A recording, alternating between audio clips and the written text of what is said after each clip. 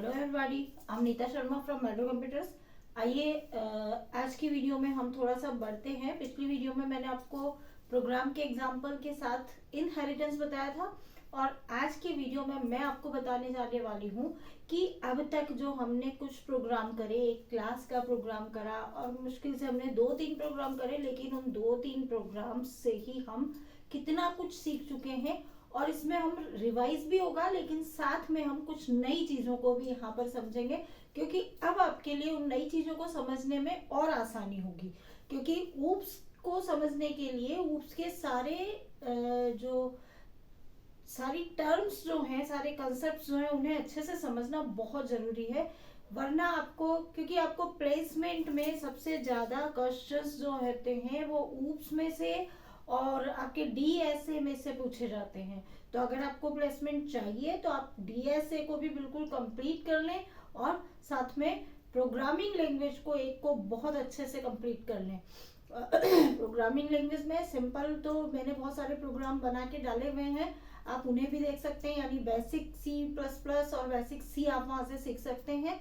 और advance C, यानी advance C में मैं जब एक तरह से आपको ऊप्स की बात करें तो ऊप्स के कंसेप्ट से लेके बाकी के प्रोग्राम्स जो है मैं इस वीडियो में बता रही हूँ, आप इनको ध्यान से देखें और समझें। तो आइए इस वीडियो में हम देखते हैं कि हम अब तक इनमें क्या क्या चीजें सीख चुके और हमें पता ही नहीं कि हमें ये सब कुछ आ गया। क्योंकि मैंने आपको बताया प्रोग्राम में जितने भी चीजें बनती है, मीन्स कोई भी बात करें हम, कि जितनी भी चीजें बनाई जाती है सुविधा के लिए बनाई जाती हैं। पहले जैसे मान लें आपकी पहले कुर्सियां नहीं थी, बैठने की आवश्यकता महसूस होती थी, कुर्सी बनाई गई। कुर्सी में उतना कंफर्ट नहीं थे तो सोफे बना दिए गए। सोफे में ये कमी थी तो ऐसा कर दिया। ठीक इसी तरह से हर चीज में इसी तरह से जो है अपडेट होता रहता है, एक्सटेंशन होता रहता है, परिवर्तन होते रहते हैं नए नए। तो इसी तरीके से लैंग्वेज में भी ऊप्स एक बहुत बड़ा परिवर्तन माना गया है और ऊप्स से लैंग्वेजेस में बहुत सारी सुविधा हो गई है, यूजर के लिए भी और प्रोग्रामर के लिए भी। तो आइए बात करते हैं। मैंने पिछली वीडियो में इनहेरिटेंस का प्रोग्राम आपको अच्छे से समझाने की कोशिश की थी। देखिए बोर्ड पे है और कैसे भी लें आप, प्रोग्राम दिखने में एक बार तो बड़ा हो ही जाता है, तो थोड़ी सी दिक्कत जरूर होती है, पर ध्यान से समझेंगे तो दिक्कत नहीं आएगी। तो आइए अब इस प्रोग्राम से, इनहेरिटेंस मैंने आपको बताया, इस प्रोग्राम से हम समझते हैं कि हम क्या क्या चीजें समझ चुके। क्लास तो हम लोग पहले भी समझ गए थे, क्लास क्रिएट करना। तो हमने यहाँ पे क्लास कीवर्ड से क्रिएट की जाती है और इस तरीके से क्लास को नाम देते हैं। पब्लिक यानी हम स्पेसिफायर का प्रयोग करते हैं, एक्सेस स्पेसिफायर का, और फिर हम डाटा मेंबर लेते हैं और फिर हम फंक्शन मेंबर लेते हैं। ठीक है, ये लेने के बाद उनको बनाना, डिफाइन करना, ये चीज पूरा हम क्लास के अंदर कर देते हैं और कर्ली ब्रेस लगा के सेमीकोलन लगा देते हैं, क्लास हमारी बंद हो जाती है। ऑब्जेक्ट हम कहाँ क्रिएट करते हैं? दो जगह होती है, या तो हम यहाँ पे ही स्टूडेंट्स के साथ लिख दें ST1 ST2, जैसे कि मैंने यहाँ पे ऑब्जेक्ट कौन से बनाए हैं, ST1 ST2 बनाए हैं, तो मैं यहाँ पे भी लिख सकती हूँ ST1 ST2। और या फिर हम मेन के अंदर यहाँ पर जाकर ही जो है ऑब्जेक्ट क्रिएट करते हैं। आपको ये ध्यान रखना है कि मेन के अंदर जाकर ही या तो फिर हम ऑब्जेक्ट क्रिएट करेंगे। ज्यादा बेटर यही है कि हम यहाँ से करें, मैंने अभी तक आपको यहीं से करना बताया। तो ऑब्जेक्ट क्या है? जिस पर पूरी प्रक्रिया की जा रही है। जैसे स्टूडेंट 1 के ऊपर, स्टूडेंट 2 के ऊपर पूरी प्रक्रिया की जा रही है। फ्रूट्स ले लिया तो फ्रूट्स में आपको फ्रूट 1 के ऊपर पूरी बातचीत कर रहे हैं, उसका रिकॉर्ड मेंटेन कर रहे हैं। तो इसी तरीके से स्टूडेंट 1 के लिए हम नाम चाहते हैं, उसके ऑब्टेन मार्क्स उसको कितने प्राप्त हुए ये जानकारी ले रहे हैं, हम उसकी परसेंट निकालना चाहते हैं। और ये नाम और ये जो है हमारे पास है नहीं, तो कोई भी यूजर आए वो नाम डाले 10th क्लास के स्टूडेंट का, 11th क्लास के स्टूडेंट का। तो इसलिए हमने ये गेट डाटा नाम से एक फंक्शन बना दिया, इसको हमने कहा फंक्शन, क्योंकि इसमें इंफॉर्मेशन डालेंगे, यूजर डालेगा या प्रोग्रामर अगर बना रहा है तो वो डालेगा। इसी तरीके से इसको प्रिंट भी कराना है, लेकिन प्रिंट मुझे जो है परसेंट निकाल के कराना है, तो मैं परसेंट नाम का ही फंक्शन बना लेती हूँ और उससे प्रिंट करवा लेती हूँ। तो वही चीज मैंने यहाँ पे करने की कोशिश की कि देखिए मैंने परसेंट नाम से फंक्शन बनाया और उसमें मैंने परसेंट इज प्रिंट करा के सीधा परसेंट जो भी निकली है वो फॉर्मूला लगा के प्रिंट करवा लिया। यही काम मुझे करना था, तो मैंने यहाँ पे करके रख दिया। और फिर उसके बाद मैंने जो है, चूंकि मेरे को और भी स्टूडेंट्स की क्लास बनानी थी, मतलब मुझे क्लास से मतलब कि मुझे 10th के स्टूडेंट्स अलग हैं मेरे पास, 11th के स्टूडेंट्स अलग हैं, तो इसलिए मेरे को क्लास से और क्लासेस बनानी पड़ी कि भाई मेरे को 10th के लिए अलग निकालना है, 11th के लिए अलग निकालना है, वरना मैं क्लासिफिकेशन कैसे करूंगी। तो फिर मैंने इनहेरिट किया कि मैंने यहाँ से स्टूडेंट्स, तो मैंने मेन क्लास बनाई और इससे मैंने कहा एक तो मैं 10th क्लास के स्टूडेंट की बना लेती हूँ और एक 11th क्लास के स्टूडेंट की बना लेती हूँ, और इस तरीके से मैं बहुत सारे स्टूडेंट की क्लास बना सकती थी। तो मैंने यहाँ पे 2 का आपको एग्जाम्पल देके बताया, और इनके लिए मैंने ऑब्जेक्ट बनाई, क्योंकि अगर इसके लिए ऑब्जेक्ट में बनाती तो प्रॉब्लम ये थी, मुझे काम तो इनके लिए कराना है, तो फिर वो कॉमन काम होता, तो कॉमन मुझे चाहिए ही नहीं था, इसलिए मैंने इनके लिए ऑब्जेक्ट क्रिएट किया। देखिए यहाँ ये बात क्लियर हुई है। अब आप देखते हैं, आप कहेंगे मैंने कहा था कि क्लास जब हम बनाते हैं तो ऑटोमेटिकली उसके बेस क्लास के गुण जो है चाइल्ड क्लास में आते हैं, लेकिन यहाँ तो ऐसा कुछ हुआ ही नहीं। मैंने कहा था नई चीज जो हम नए गुण ऐड करते हैं उनको हमें लिखने की जरूरत होती है, और बाकी को हमें लिखने की जरूरत नहीं होती है, वो जो पहले से लिखे हुए हैं वो उनको यहीं से पढ़ लेता है। मतलब ये है कि हमने स्टूडेंट्स में नाम, ऑब्टेन मार्क्स, टोटल और ये 2 फंक्शन अगर बना रखे हैं, तो अब मुझे इस क्लास में जो 10th क्लास है इसमें मुझे इनको बनाने की जरूरत नहीं है, इस क्लास में भी मुझे इनको बनाने की जरूरत नहीं है, लेकिन मैंने यहाँ पे नई भी तो नहीं बनाई। तो देखिए मैं आपको बता दूं, आप नए बना सकते हैं, इन दोनों कर्ली ब्रास के बीच में आप नई, जैसे आप अभी मैंने यहाँ पे नेम ही लिया है और ऑब्टेन मार्क्स ही लिया है, आपको आवश्यकता है हिंदी, इंग्लिश, मैथ्स सभी सब्जेक्ट के मार्क्स भी इसके अंदर डाले जाए, मैंने यहाँ नहीं लिखा, तो आप ऐसा करें यहाँ पर आधा लिख दें। वैसे हमें ऐसी चीजें जो सारी क्लास में चाहिए वो बेस क्लास में लिखनी चाहिए, क्योंकि क्या होता है कि ये क्लास 10th अलग हो जाएगी, 11th अलग हो जाएगी, तो हमें मेन स्ट्रक्चर तो यहाँ पर ही हम बना रहे हैं, लेकिन स्पेशली अगर 10th क्लास के लिए ही कोई नई चीज करनी है तो फिर हम उसको यहाँ पे ऐड कर सकते हैं। इसी तरीके से सेम स्ट्रिंग नेम, तो नेम की जगह आपको जैसे एज लेनी है, आपको मैंने फ्लोट में ऑब्टेन मार्क्स लिया है, आपको इसी के स्पेशली जो है हिंदी के मार्क्स चाहिए, तो आप यहाँ पे उनको इसी तरीके से लिख सकते हैं। तो ये चीज मैंने आपको क्लियर की कि इनहेरिटेंस में दोनों बातें हैं, या तो हम एक बार सारी चीजें डिफाइन कर दें, डिक्लेयर कर दें और फिर डिफाइन कर दें, और फिर जब जरूरत हो कि हमें और उससे रिलेटेड इन चीजों के लिए कितनी क्लासेस बनानी है, तो हम उस क्लास से इनहेरिट कर दें नई क्लासेस को। जैसे मैंने 10th बनाई, इसी तरीके से मैंने 11th बनाई, और कितना आसान है, देखिए क्लास कीवर्ड लिखना है, नई क्लास का नाम लिखना है, चाइल्ड क्लास का कॉलन लगाना है, पब्लिक शब्द लिखना है, और स्टूडेंट्स यानी बेस क्लास का नाम लिखना है, और हमारी क्लास क्रिएट हो गई। और हमने कर्ली ब्रास लगा के अगर कुछ काम करना है नया तो यहाँ लिखेंगे, नहीं तो इसको बंद कर देंगे। इस तरीके से इनहेरिटेंस का प्रयोग कर सकते हैं। तो आइए, लेकिन हम इस चीज से कितनी सारी बातें हम यहाँ सीख चुके हैं और क्या नई बात है जो हम सीखेंगे। तो देखिए क्लास आपको आ गया, अब ऑब्जेक्ट भी मैंने आपको क्लियर कर दिया। नेक्स्ट चीज है डाटा एब्स्ट्रैक्शन। तो डाटा एब्स्ट्रैक्शन का मतलब भी मैं आपको पहले भी बता चुकी हूँ कि कॉम्प्लेक्सिटी को यूजर से छुपाया जाता है, और यूजर से, और प्रोग्रामर भी, नए प्रोग्रामर हैं उनको दिक्कत आती है, तो कॉम्प्लेक्सिटी को छुपा के उनके लिए और आसानी कर दी जाती है, केवल उनके काम का डाटा उनके सामने रिप्रेजेंट होता है, बाकी कॉम्प्लेक्सिटी छुपा दी जाती है। उस प्रक्रिया को हम बोलते हैं एब्स्ट्रैक्शन। तो देखिए ये और ये टर्म, दोनों term ADT, abstract data type, ये दोनों टर्म एक जैसी, मैं इन एक के साथ आपको समझा देती हूँ कि यहाँ पे देखिए क्लास जब हमने बनाई तो यहीं पे सब कुछ, ये जो खिचड़ी जैसा जो था वो सब हमने यहीं पे लिख के रख दिया। अब जब वो कोई नया प्रोग्रामर आता है तो हमें इसकी जरूरत नहीं है। आप हेडर फाइल लगाते हो ना, hash include using name space, इस तरीके से हम भी इनको बना के उसके अंदर डाल के रख सकते हैं। तो जब भी यूजर या प्रोग्रामर नया प्रोग्राम बनाएगा ना, तो उसे ये सब लिखने की जरूरत नहीं है, केवल ये चीज लिखेगा और हमारी हेडर फाइल का नाम लिखेगा और केवल ये इतना सा पोर्शन लिखेगा जिसमें उसका काम हो जाएगा। लेकिन अभी भी बहुत सारी कॉम्प्लेक्सिटी है। ये तो एडीटी की बात हो गई, डाटा एब्स्ट्रैक्शन की बात हो गई, तो ये प्रक्रिया हमारे लिए एब्स्ट्रैक्शन हो गई।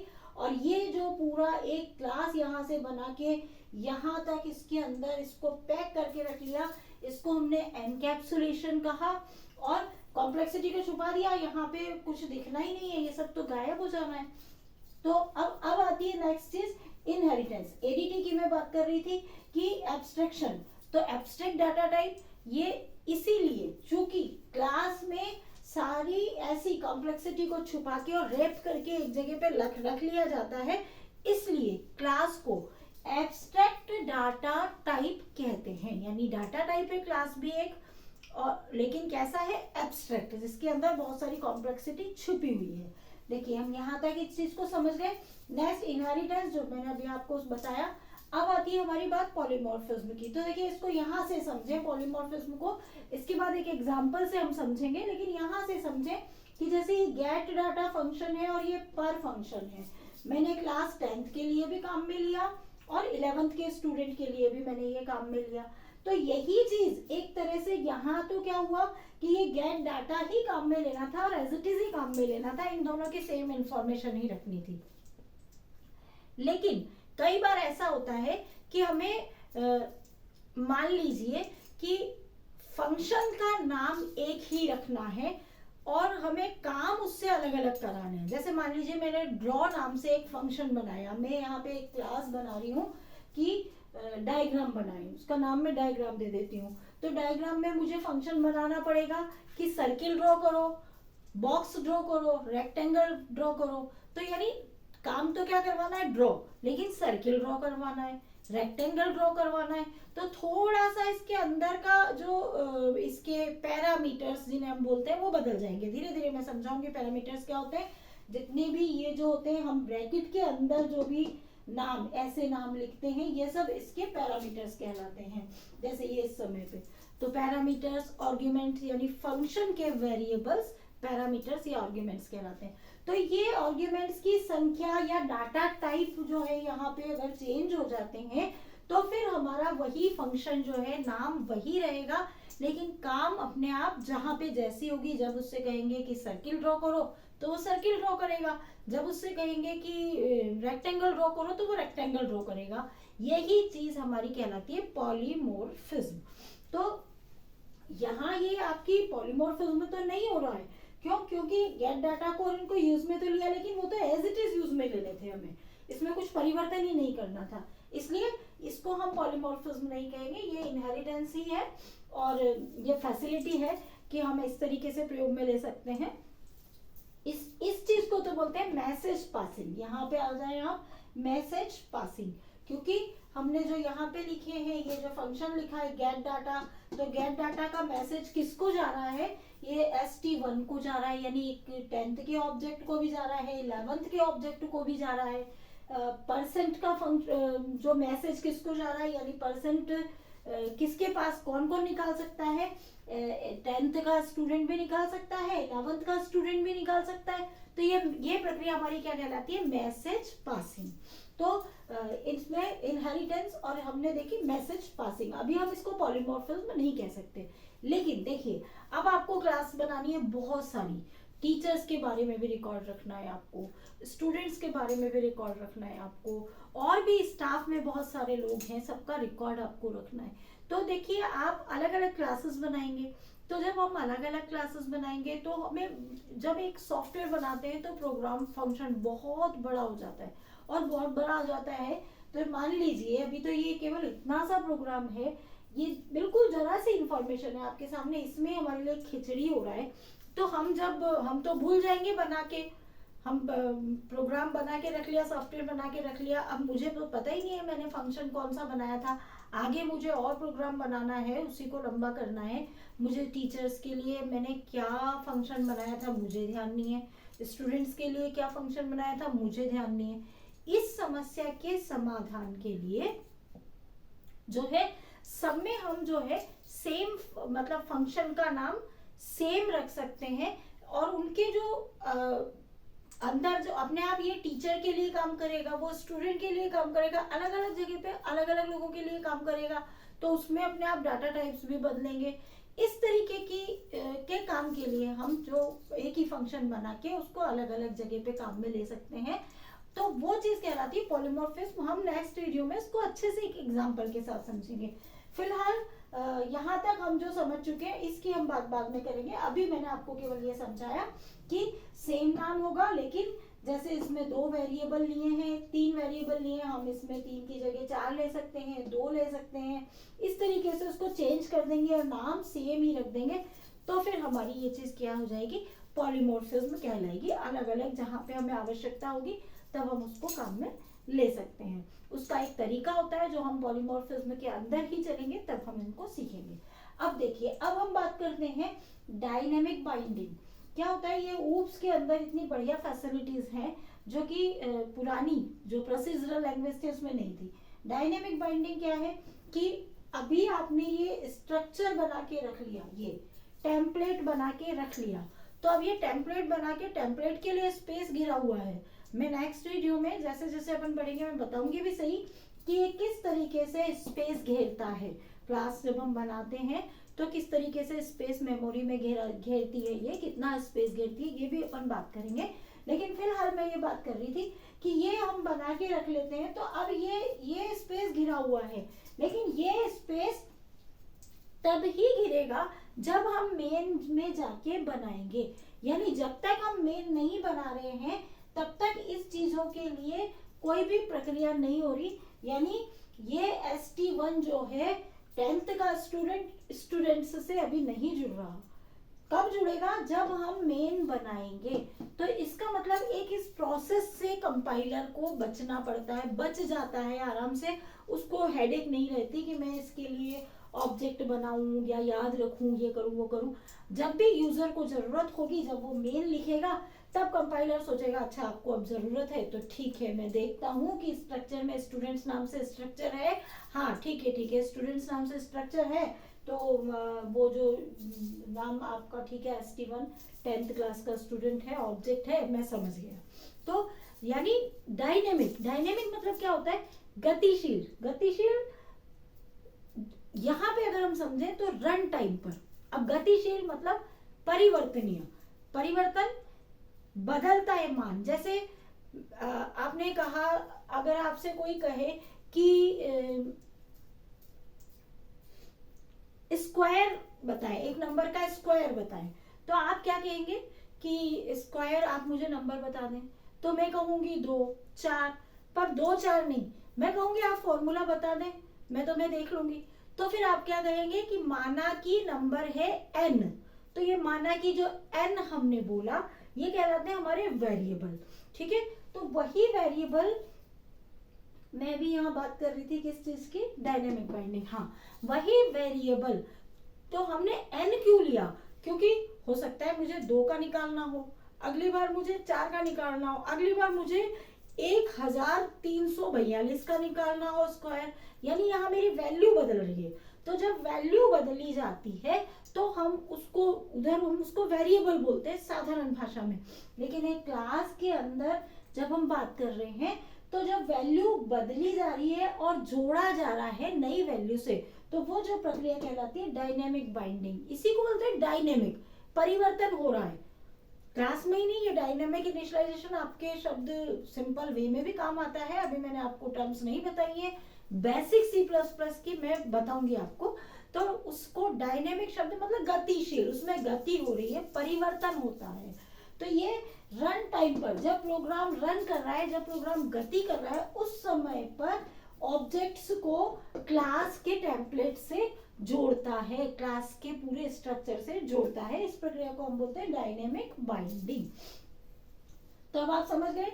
मैसेज पासिंग मैंने आपको बताया कि स्टूडेंट्स जो है, शायद मैंने बताया है नहीं तो मैं बता देती हूँ कि गेट डाटा फंक्शन तो हमने स्टूडेंट्स में बनाया था, हमने 10th में भी नहीं बनाया, 11th में भी नहीं बनाया। लेकिन ये गेट डाटा और ये परसेंट दोनों फंक्शन जो है हमारी 10th क्लास के लिए भी काम कर रहे हैं और 11th क्लास के लिए भी काम कर रहे हैं। देख सकते हैं यहाँ पे हमने लिखा ST1.getData, ST1.percent। इसी प्रकार से हमने दूसरा ऑब्जेक्ट बनाया 11th क्लास के लिए, 11th का, तो उसके लिए भी हमने यही लिखा ST2, उसको नाम दे दिया तो ST2.getData। इस तरीके से हम काम कर रहे हैं। तो ये एक ही चीज, यहाँ से ये जो मेंबर्स हैं, फंक्शन मेंबर्स हैं, वो उनको एक्सेस हम अलग जगह पे अलग ऑब्जेक्ट के साथ कर रहे हैं, अलग अलग ऑब्जेक्ट्स के साथ कर रहे हैं, तो ये प्रक्रिया यानी ये जो है मैसेज पास कर रहा है किनको, अलग अलग ऑब्जेक्ट्स को। तो यहाँ पे इस प्रक्रिया को कहते हैं मैसेज पासिंग। आप एडीडी भी समझ चुके हैं। अब हम बात करते हैं कंस्ट्रक्टर और डिस्ट्रक्टर की। कंस्ट्रक्टर माने बनाने वाला, ठीक है। तो जब ये जो फंक्शन हमने गेट डाटा बनाया, अगर हम बहुत बड़े बड़े सॉफ्टवेयर बनाएंगे तो ये ऐसे ऐसे हम बहुत सारे फंक्शन बनाएंगे। मान लो किसी में नाम गेट दिया, किसी में गेट डाटा दिया, तो हम तो कंफ्यूज हो जाएंगे कि मैंने उस वाली क्लास में क्या फंक्शन बनाया था। इस समस्या के समाधान के लिए हमारे पास ऊप्स में एक फैसिलिटी दी गई है कि आप सेम नाम के फंक्शन बना लेना। तो जब कौन से सेम नाम, मतलब गेट डाटा नहीं रख के आप क्लास के नाम से रख लें। अगर आपने टीचर की क्लास बनाई है तो यहाँ पे टीचर्स ही नाम दे दें आप। अगर आपने स्टूडेंट्स की क्लास बनाई है, यहाँ पे स्टूडेंट्स ही नाम दे दें। और ये चीज, इस प्रक्रिया को कहा कंस्ट्रक्टर। तो कंस्ट्रक्टर में क्या हुआ, सेम नाम, क्लास के नाम का ही अगर फंक्शन बनाया गया है, लेकिन केवल इनिशियलाइजेशन के लिए, यानी मान देने के लिए, वैल्यू देने के लिए। इसको हम प्रिंट के लिए नहीं बना सकते, सी आउट के लिए नहीं बना सकते, आप मान देने के लिए ही बनाएंगे, परसेंट के लिए नहीं बना सकते। वैल्यू देने के लिए, या तो सी इन द्वारा वैल्यू दिलवानी हो, या फिर नेम बराबर नीता और मार्क्स बराबर 100 करना हो, तब इन दो ही स्थितियों में कंस्ट्रक्टर को काम में लिया जाता है। तो आज आप समझ गए कि कंस्ट्रक्टर का मतलब क्या होता है। यदि हम क्लास के नाम से ही इनिशियलाइजेशन के लिए फंक्शन बनाते हैं तो वो हमारा कहलाता है कंस्ट्रक्टर। और पता है, आपको बताएं कि कंस्ट्रक्टर को आपको इस तरीके से लिखने की भी जरूरत नहीं होती है st1.getData, क्योंकि उसको पता है हमें तो केवल ऑब्जेक्ट क्रिएट करना होता है x st1, लेकिन इस वाले फंक्शन को, इनिशियलाइजेशन वाले फंक्शन को वो सीधे ही ऑटोमेटिकली रन कर लेता है, क्योंकि उसे पता है कि ये चीज बनाई गई है तो मुझे ये काम करना है। तो देखिए हो गया ना आसान। और डिस्ट्रक्टर क्या होता है, डिस्ट्रॉय करने वाला। क्या होता है कि अब ये ऐसे बहुत सारे ऑब्जेक्ट्स बनेंगे रन टाइम पर, और ये बनते ही जाएंगे तो मेमोरी में स्पेस खराब होगा। तो जब एक अच्छा प्रोग्रामर होता है, आप एक बड़े लेवल पे जब सॉफ्टवेयर डेवलप करते हैं, तो ये बहुत इंपॉर्टेंट चीज होती है मेमोरी मैनेजमेंट। तो ऐसे तो हमारा स्पेस ही गिर जाएगा, रैम पर भी स्पीड भी बहुत स्लो हो जाएगी।